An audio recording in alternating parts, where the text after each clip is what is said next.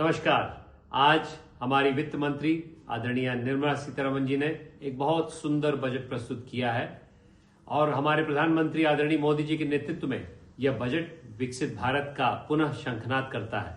इस बजट में कई ऐसी प्रासंगिक चीजें हैं जिससे देवरिया की जनता और देश की जनता को लाभ मिलेगा और इसके लिए पुनः मैं निर्मला जी को बहुत बहुत धन्यवाद देना चाहता हूं। मैं उन्हीं से कुछ ही मीटर दूर बैठा हुआ था जब इस बजट को रखा गया और मैं 3-4 विषय इसमें रखना चाहता हूं। एक तो यह बजट समग्र है, इसमें अपने देश के विकास के लिए, अपने देश की ग्रोथ के लिए बहुत उपलब्धियां हैं, लेकिन उसी के साथ समुचित विकास हो और इमर्जिंग मिडिल क्लास के लिए भी इसमें बात रखी गई है। 4 इसके स्तंभ हैं। एक स्तंभ है जो कि कृषि का स्तंभ है, दूसरा एमएसएमई का स्तंभ है, तीसरा इन्वेस्टमेंट का स्तंभ है और चौथा एक्सपोर्ट का स्तंभ है। मैंने अभी राज्यसभा टेलीविजन पे कृषि और एमएसएमई के बारे में काफी बात करी है, तो इस छोटे से वीडियो में मैं आपको मेरा जो अनुभव है इन्वेस्टमेंट में और उसी के साथ एक्सपोर्ट के बारे में बात करता हूं, खासकर कैसे यह देवरिया संसदीय क्षेत्र के लिए प्रासंगिक होगा।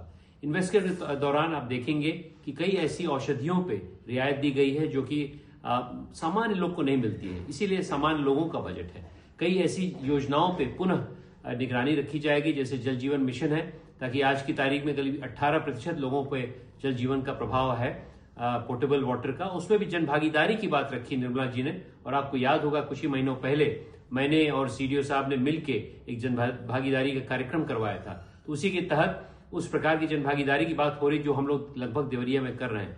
कई ऐसे निवेश किए गए हैं, जैसे कि आईआईटी में भी निवेश किया गया है। मैं आईआईटी दिल्ली का हूं, तो मुझे बड़ा हर्ष है कि 6500 और स्टूडेंट्स अगले कुछ ही सालों में बनाए जाएंगे और कैसे महत्वपूर्ण निवेश है जिससे कि हमारी आर्थिक व्यवस्था आगे बढ़ेगी। रही बात एक्सपोर्ट की, एक्सपोर्ट में भी बहुत रियायत दी गई है, ऐसे एक्सपोर्ट जोन बनाए जाएंगे और मैं समझता हूं कि देवरिया में भी हम लोग को सोचना पड़ेगा कि कैसे हम लोग एक्सपोर्ट से अपने क्षेत्र की आर्थिक व्यवस्था को आगे बढ़ाएं। ऑल इन ऑल बहुत ही अच्छा बजट था। इसमें महिला प्रतिनिधित्व की बात करी गई, महिला वुमेन लेड डेवलपमेंट की बात कही गई और एक महिला ने ही बजट का प्रस्तुतिकरण किया। ये भी देश के लिए बहुत महत्वपूर्ण है, बहुत गर्व की बात है। तो आइए दोस्तों, इस बजट में निहित जो सामाजिक शक्ति को उठाने वाली सबके प्रयास की बात है उसके बारे में हम लोग सोचें। और आप जानते हैं कि मैं सबके प्रयास संविधान की यात्रा भी कर रहा हूं, उसमें मेरा आह्वान होगा कि इस बजट के माध्यम से हम लोग अपने क्षेत्र को भी आगे बढ़ाएं।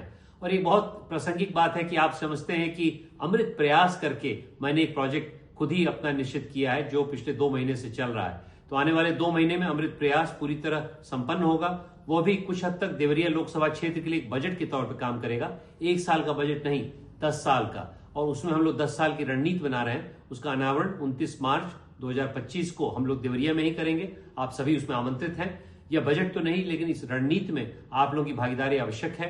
कल ही आपने देखा होगा कि एक सर्वे मैंने फेसबुक पे दिया है, आप लोग अवश्य उसमें अपने सुझाव दें ताकि हम लोग अपने क्षेत्र को भी आगे बढ़ाने के लिए, जैसा मोदी जी पूरे देश के लिए कर रहे हैं, जैसे निर्मला जी पूरे देश के लिए कर रही हैं, जैसे योगी जी प्रदेश के लिए कर रहे हैं, वैसे हम लोग देवरिया लोकसभा क्षेत्र में करें।